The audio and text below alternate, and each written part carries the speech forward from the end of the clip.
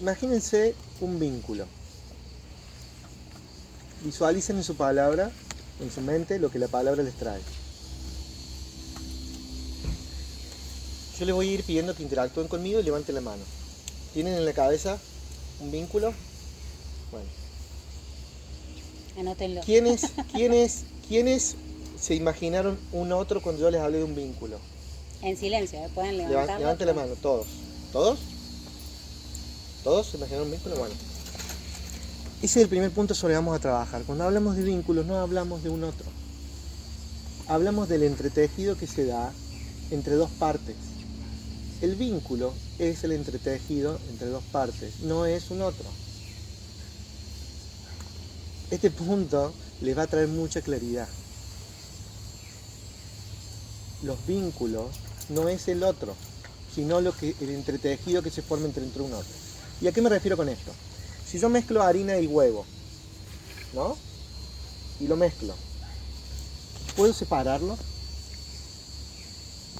Se forma algo que es indivisible. Eso es lo que se forma cuando yo me vinculo con un otro. Yo aporto algo, el otro aporta algo.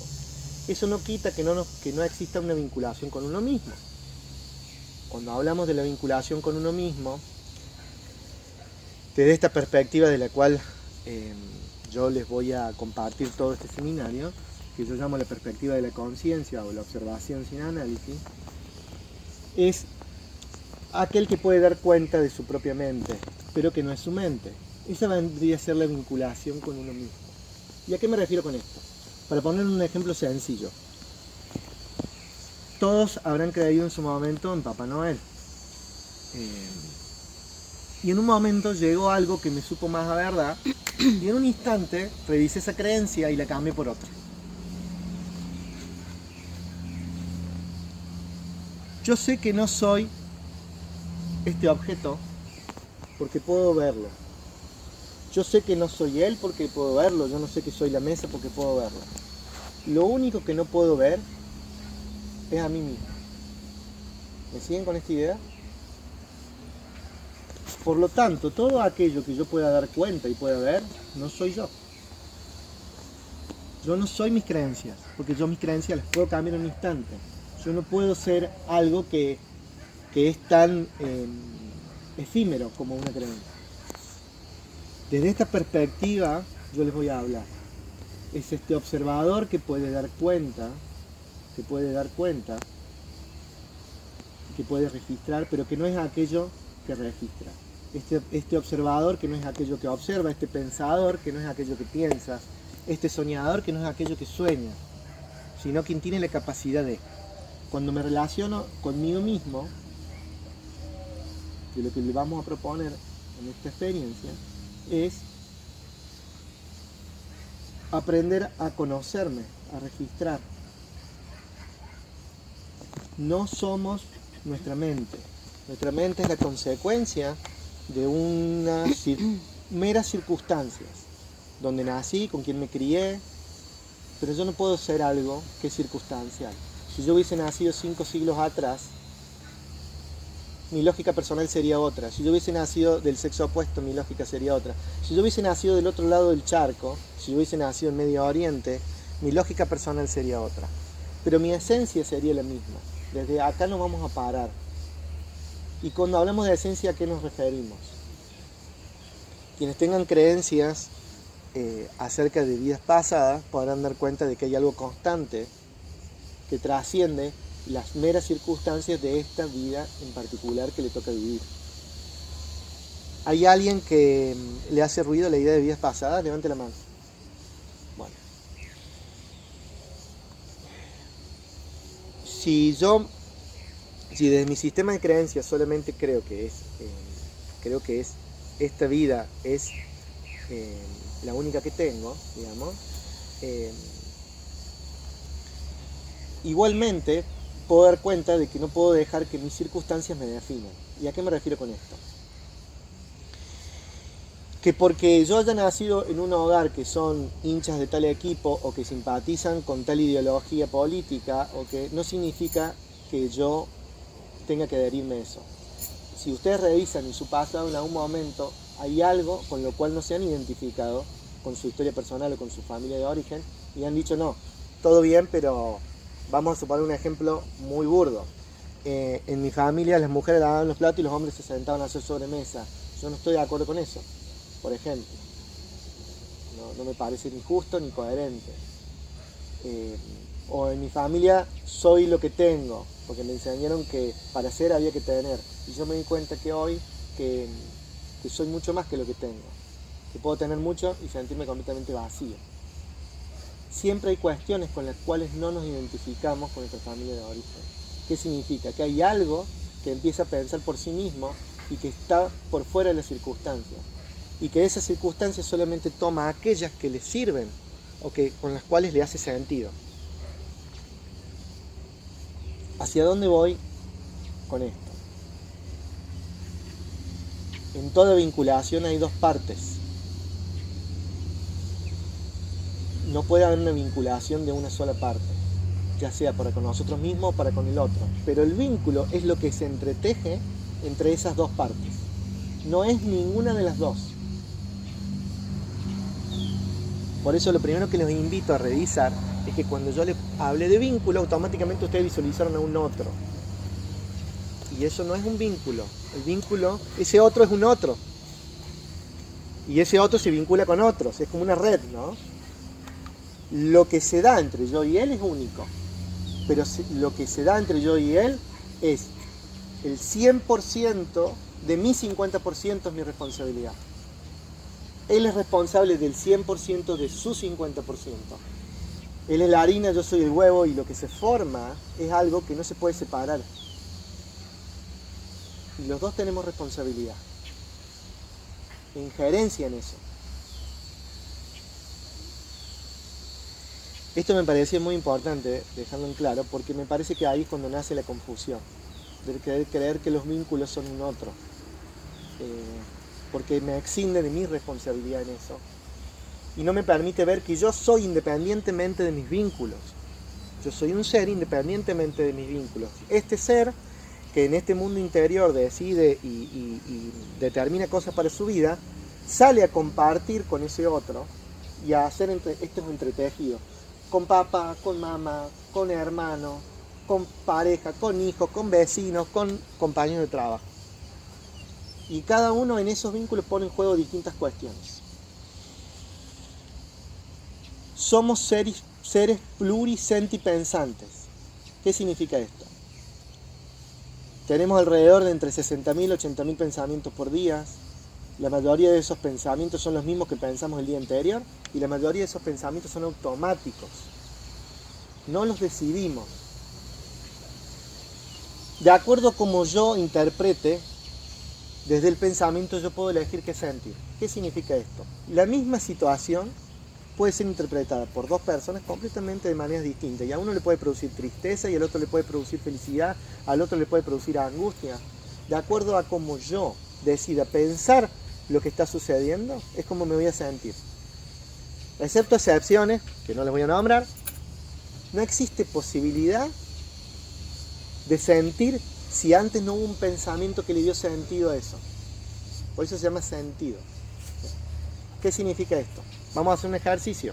Le voy a proponer que cierren los ojos, se lleven la mano derecha al plexo y que sientan alegría. Una vez que tengan la alegría, por favor levanten la mano libre para yo saber que todos están ya sintiendo esa alegría. Conéctense con un recuerdo de un momento cuando egresaron del secundario, cuando, no sé, cuando se cayó ese familiar y le dio gracia. Estamos. Una vez que ya están, bajan la mano, no hay problema. Perfecto. Todos tenemos un recuerdo que nos conecta con la alegría.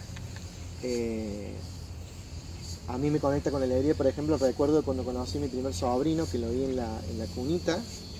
Y que me conecté con una emoción que no había sentido nunca, porque no sabía cómo ubicar esa emoción. No era ni un hermano, pero no era ni tampoco algo lejano, lo sentía como propio, pero no era mío. Fue algo raro. Y eso, cada vez que me recuerdo esa emoción, la verdad que me da alegría. Dice, ¿estás con la alegría? Vale. Quiero que observen lo que sucede internamente en nosotros cuando sentimos algo. Yo les voy a dar una orden ahora, les voy a hacer pasar por varias emociones y quiero que se tomen el tiempo mientras están sintiendo de observar cómo sucede esa emoción. ¿Me siguen con la idea? Observen el movimiento interno que hay en ustedes. ¿Qué sucede primero? ¿Qué sucede después? Quiero que ahora se conecten con la tristeza. Cierren los ojos, la mano al pecho. La mano al pecho simboliza, en el pecho en muchas culturas ponen al espíritu, a la conciencia, lo ubican ahí. Es como una manera de conectarnos con los latidos. Cuando tengan la tristeza, levanten la mano.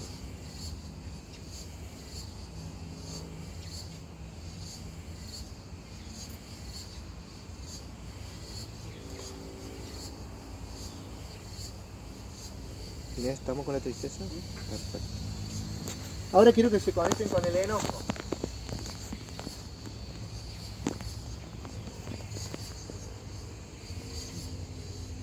El enojo por allá. No fuercen nada, si el enojo no llega, no llega. Yo siempre tengo una situación particular con mi padre, por ejemplo, que me dio mucho enojo en su momento y cuando lo recuerdo me enoja. Es mi manera de conectarme con el enojo. Ahora quiero que se conecten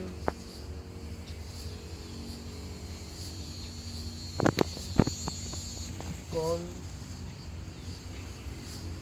cualquier emoción que no sea cualquiera de las tres que les dije recién. Elijan la emoción que quieran, pero que no sea ni enojo, ni tristeza, ni alegría. Elijan la emoción que quieran.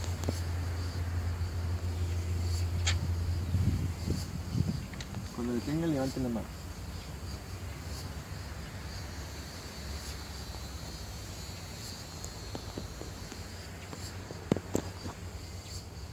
La primera observación que les voy a decir de eso es que cómo nos cuesta pensar en otras emociones fuera de esas tres, ¿no?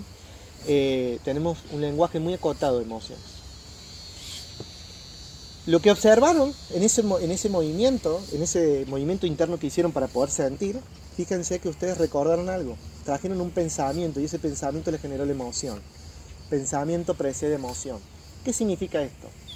Que si yo recupero la capacidad de elegir lo que pienso, puedo elegir qué sentir. Es muy complejo, es simple de entender, pero complejo de llevar a la práctica y requiere mucho ejercicio esto. Pero si yo recuerdo, y esto ténganlo presente, que toda emoción que estoy sintiendo es precedida por un pensamiento y que yo soy el pensador de esos pensamientos, puedo elegir cómo sentirme, dice, puedo elegir cómo sentirme. Hay momentos donde si recupero y recuerdo que soy el pensador de mis pensamientos, tengo capacidad de interferir en ese proceso de emoción que estoy sintiendo. Agrego un dato para que lo recuerden, lo memoricen, si no se lo voy a repetir, lo anoten, lo tengan presente de acá hasta el último día de nuestra existencia. Las emociones duran más o menos 90 segundos. Las emociones duran más o menos 90 segundos. El resto, si yo tengo una emoción que sostengo durante todo el día o durante días o semanas, es mi pensamiento lo que se apega a esa emoción, ¿sí? Más adelante vamos a desarrollar este tema, pero recuerden, las emociones duran 90 segundos. Yo tengo el poder de soltarlas y de transformar esas emociones, ¿sí? Si perdura la emoción durante el día, es porque yo estoy apegada a esa emoción, ¿sí? O apegada. Una manera de ver esto es como verlo como si fuese un dique.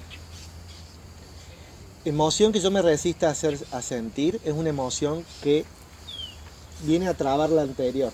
Es como un paredón que yo puse. No quiero sentir esto, me niego a sentir esto, me incomoda, no quiero sentir esta tristeza, no quiero sentir esta alegría, no quiero sentir este enojo.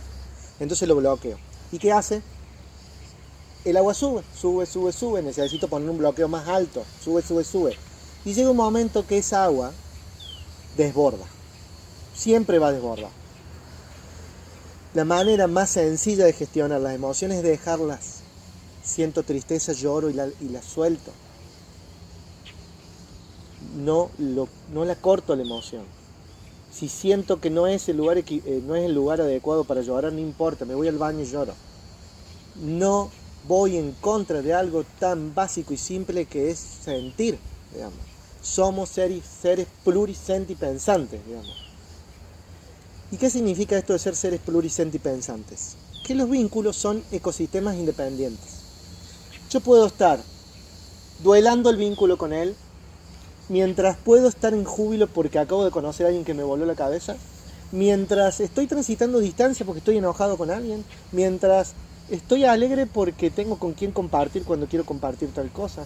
Y todo eso conviven al mismo tiempo.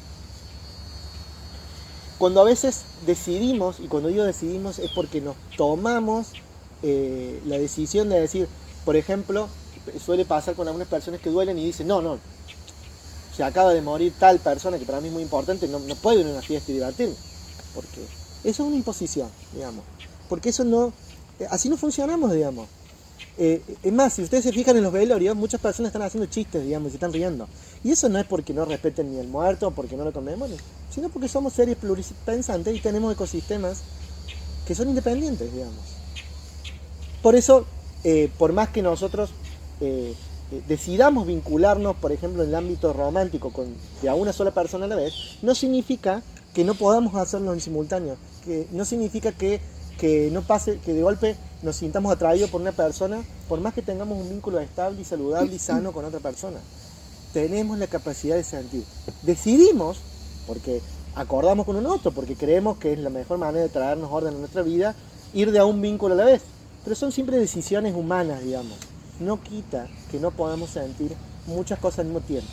Esto es, primero, para que naturalicen lo que les pasa y dejen de culparse por eso que les pasa, digamos. Es lo natural y venimos de fábrica así. Nadie tiene un manual de instrucciones de cómo vivir. Y no es nuestra intención desde acá pararnos a decir cómo deben ser las cosas.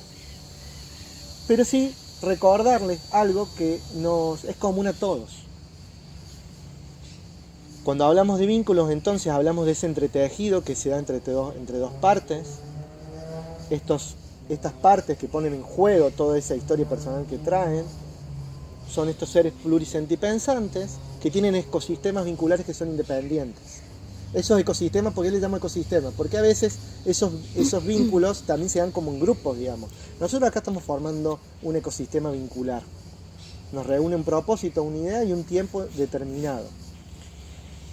Seguramente ustedes han tenido amigos, grandes amigos en la vida, y que después los caminos se han separado, porque ya no coincidían en los intereses, porque eso es la forma natural en que se da. No es una buena razón vincularse con un otro por tradición. No es una buena razón, piénsenlo un segundo.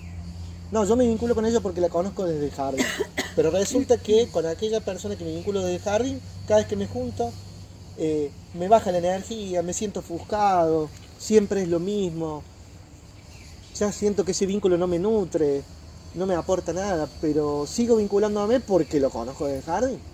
No es una buena razón. Que me vincule o no con alguien no es la tradición una buena razón para vincularse. Pero si tú es tu mamá, ¿cómo no te...? Pero es tu mamá, güey, pero si es tu amiga de toda la vida, o sea... La única vínculo que vamos a sacar de esto, o que a mí me gusta sacar de esto, son el vínculo con los hijos. No de nosotros con nuestros padres, sino de nosotros con nuestros hijos. Creo que es el único vínculo que yo por lo menos lo experimento de una manera incondicional y que no cumple con ninguna de estas otras reglas, digamos. Pero es una decisión personal. Perdón, sí. Un asterisquito sí. abajo y pongo, salvo para quienes tienen hijos, obviamente, hijos de la vida o hijos biológicos, que ya son adultos y que se comportan de una manera bastante insana para con nosotros, ahí también hay una salvedad. Cuando los hijos, lo digo como mamá, ¿no? Cuando los hijos son adultos, ya son adultos. Entonces no vamos a sostener un vínculo tóxico con un hijo que no está siendo sano. O sea, ¿sí? Ahora esa salvedad yo no la puedo hacer porque tengo de 7 y 5, digamos. Claro, no. Yo sí lo puedo hacer, no porque sea una experiencia propia, no. No, lo habrás Sino visto porque, en consultorio, claro. o sea, cosas que yo... A ver, Sí. si viene una paciente que es mamá o un paciente que es papá y el hijo es narcisista, yo no le voy a decir a mi paciente... ¿Me paso? No, pero Problema. el amor con el hijo es incondicional. No, el amor con los hijos es un amor que por supuesto va a ser eterno, ¿sí? Pero no es incondicional una vez que nuestros hijos son mayores de edad. No, porque son adultos que deciden y ya nuestro rol de crianza termina, ¿no? Y hay un vínculo que nace y se gesta y se nutre y que el hijo como adulto tiene la capacidad también de cuidar y de respetar y debe ser recíproco, y entonces yo no puedo sostener un vínculo si me hace mal, no importa el tipo de vínculo que sea, no importa. Si me hace mal, no puedo sostenerlo. Por eso digo que la salvedad es asterisco, Sí, asterisco. después de los 21 años hay que soltar. Acá nos empezamos a adentrar en esto que nos convoca, que es cómo lograr vínculos sanos, ¿no? Yo voy a hacer mi pequeña introducción y después le voy a dejar pie a Ani, que es la especialista en la sanidad de los vínculos. A la hora de vincularnos, el puntapié inicial es la aceptación. ¿Y a qué me refiero con aceptación? Difícilmente pueda vincularme con un otro si no lo acepto. ¿Y qué significa desde esta perspectiva de la cual yo les hablo? Aceptar. Aceptar significa tener la capacidad de observar sin juzgar. ¿Qué significa esto? Es tan simple como dar cuenta de lo que el otro es, no de lo que me gustaría que sea, o no de lo que el otro fue. Nadie es por lo que hizo, ni por lo que me gustaría que sea. Es por lo que en este momento es. ¿Qué significa esto? Si yo sostengo algo en el presente que me dolió en el pasado y no le permito al otro que repare eso, estoy dejando que ese pasado me alcance y me condicione. La aceptación implica poder ver al otro por lo que hoy es, no por lo que ha sido ni por lo que me gustaría que sea. Es simplemente observar lo que el otro tiene para proponerme en ese vínculo, para ofrecer, y de ahí elijo en libertad si quiero o no vincularme, o de qué manera, o en qué pauta. Pero si yo me vinculo en base a expectativas, me estoy vinculando en base a una imagen creada por mi mente de lo que a mí me gustaría que sea. Una cosa es lo que el otro es, y lo pongo en este ejemplo con la mano, y la otra cosa es lo que me gustaría que sea. Cuando yo comparo, genero conflicto. Si no hay una máquina de generar imágenes, no hay conflicto. Yo me relaciono simplemente con lo que el otro es. Y elijo. Me suma, no me suma, me sirve, no me sirve. Hay vínculos en la vida cotidiana que se dan donde no nos queda otra más que tener que convivir. Por ejemplo, con un vecino. No elegí el vecino del lado. El vecino simplemente está y escucha la música fuerte. Y a mí me molesta la música fuerte.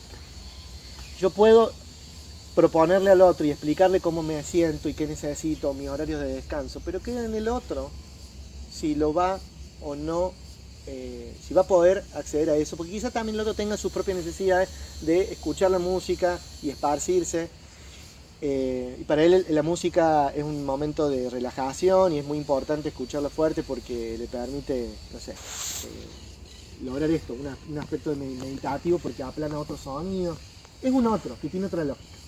Ahora, cuando hay un conflicto que no se puede dirimir porque en base a esto, de explicarle al otro cómo me siento y qué necesito, y el otro me cuenta qué necesita, y estar en contradicción, bueno, ahí intervienen los terceros, vamos a suponer, llamo a la policía y le digo, che, el ruido es molesto y que resuelva. Lo estoy haciendo un ejemplo muy burdo, pero tiene sentido. A la hora de vincularnos, hay vínculos que voy a elegir y que son preferibles y otros vínculos que son inevitables. Salir a la vida implica afrontar la incomodidad de que hay otros que tienen otra lógica personal. Si no, me vuelvo un ermitaño, me aíslo y resuelvo todos mis problemas vinculares con una sola decisión. Esa es la salida más fácil. Aislarse es la salida más fácil, digamos, y es la salida que nos va a proponer el miedo. El ermitaño que decide irse para no tener que lidiar con el conflicto que nos generan estos otros es la salida más fácil. Si estamos acá es porque hemos decidido que lo mejor para nuestra vida es vincularnos. Si yo tengo una empresa, por ejemplo, un proyecto, necesito de otros para poder concretar esos objetivos, para poder concretarlos más rápido. Vincularnos con otros nos trae beneficios. Si yo tengo un proyecto de vida donde quiero formar una familia, necesito de esa otra parte para formar esa familia. ¿Eso significa que bajo cualquier costo? No. En los términos en los que yo encuentre paz y considere que eso significa que... Porque ayer hablamos de la carencia y la necesidad. La necesidad no implica carencia, implica saber registrar lo que yo necesito. Si yo necesito mudarme, eso no es una carencia. Ya detecté que necesito, que estoy viendo un departamento, pero ahora necesito patio, por ejemplo, necesito pasto.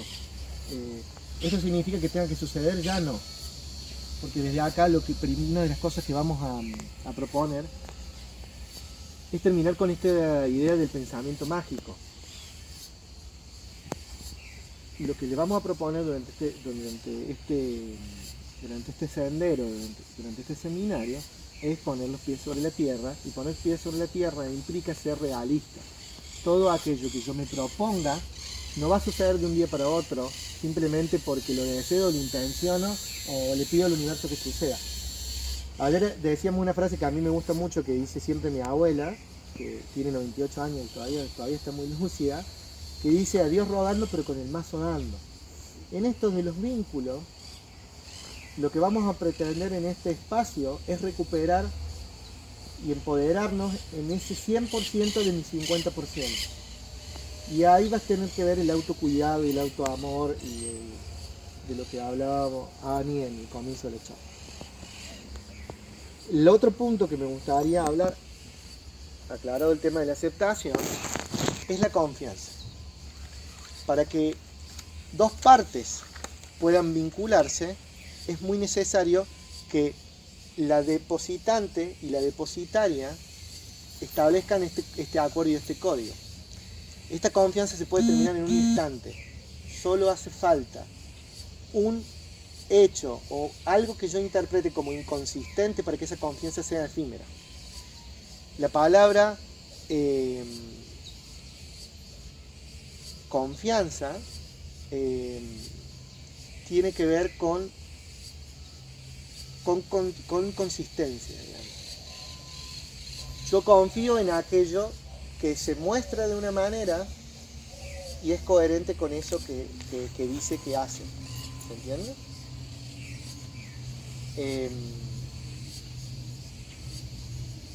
Yo en mi libro, después, para quienes participan de este seminario, yo después le voy a pasar la versión online.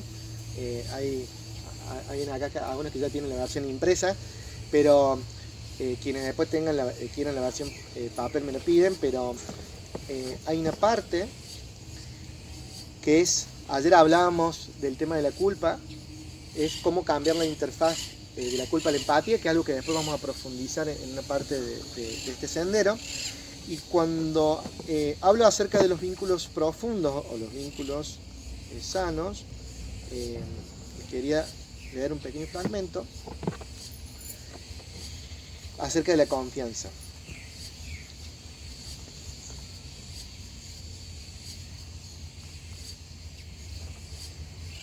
La confianza es un sentir que se construye entre dos partes, la depositante y la depositaria, que crece y decrece en intensidad en función de la observación que hace la primera, la depositante, acerca de la consistencia entre lo que dice y hace la segunda.